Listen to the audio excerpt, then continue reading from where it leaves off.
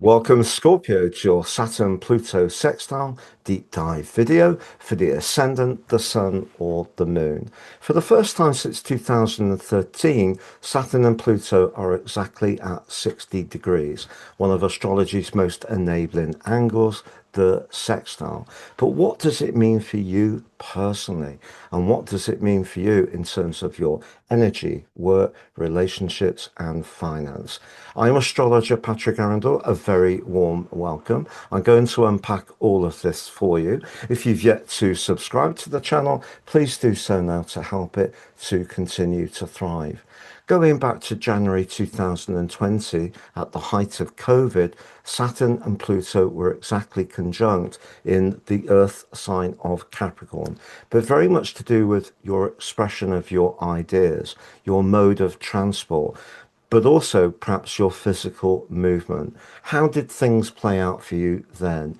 Fast forwards to now, but particularly from November 2024, Pluto, your modern higher octave ruler, parked up in Aquarius for the longer term. But for you, that's house four. Very much about how you feel about things, where you live, and can be to do with family affairs. But the sign of Aquarius is, of course, very much about connection. It's an air sign, and it can be about community.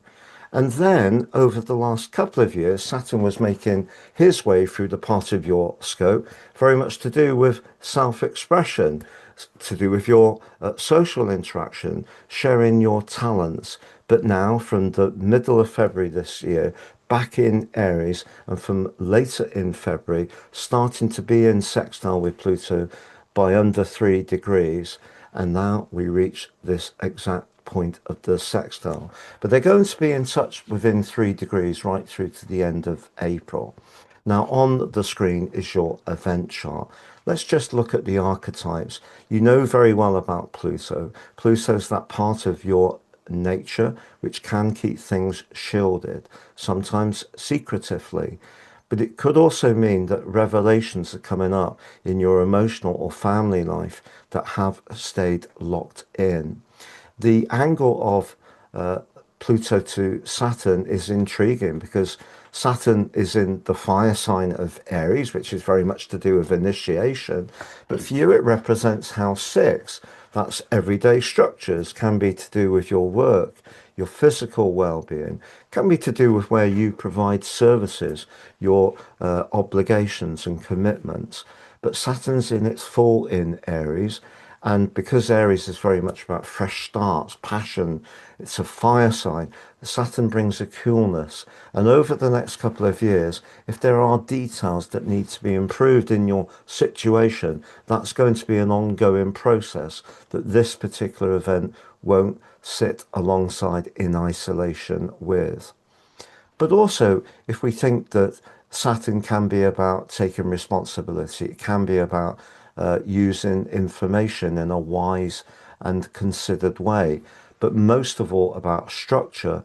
If there's something about the structure of your family life, your home life, your work in terms of how it feels, that may be something where the desire for change of Pluto comes up against the desire for stability of Saturn. So although they're in a sextile, it's not a straightforward sextile. The last time it happened, Saturn was in your zodiac sign and Pluto was in Capricorn. Now, obviously, fire needs air because that oxygenates the flame. So elementally, this works well. It's just that Saturn in Aries is a curious one. Uh, so if there is something that maybe does need resolving in terms of your work, if your routines aren't quite as organized as they could be, if there are some ways that you have that could be more disciplined, if you do need to think about changing your work because it's no longer helping you to express your emotional self in the way you quite want, that could be something that comes under the astral microscope. But we need to widen the lens here, Scorpio, because the energy, including your ruler, but also the ruler of Aries, in the fifth house for you, along with Mercury now traveling direct in This part of your chart is very self-expressive, and both are linking fabulously well to Jupiter, the ruler traditionally of Pisces, but in a part of your chart about widening your horizons. But if we go back to when Saturn first moved into Aries last May, it did immediately clash with Uranus, which arrived into the sign of Cancer in June.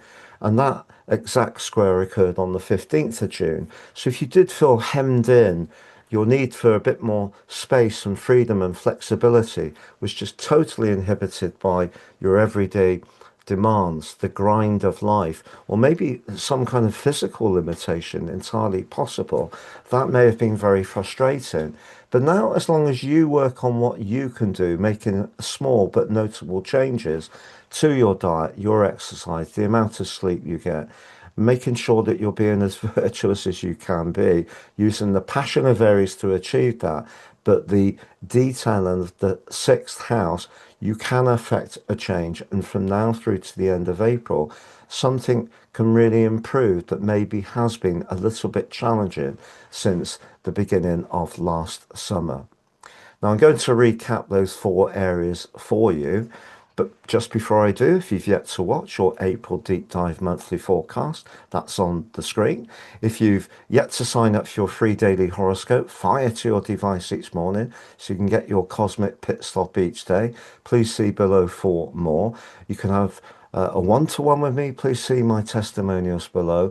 And if you'd like to order a personal horoscope, there is 50% off at the moment. They will give you Syrian insights and help you to plot your way forwards with much greater understanding. Please see below for more on those too. So when it comes to your work, I think something may be changing. And one of the things that could call out to you is doing something that has some kind of practical or functional benefit, not just to the people that you work for or provide a service to, but because you actually emotionally enjoy it. Sometimes we can get caught up in chasing a particular position, uh, pay, a pay point, perks, perhaps even status or visibility. This event chart is telling you to be in touch with what really works practically for you, but also feeds your soul.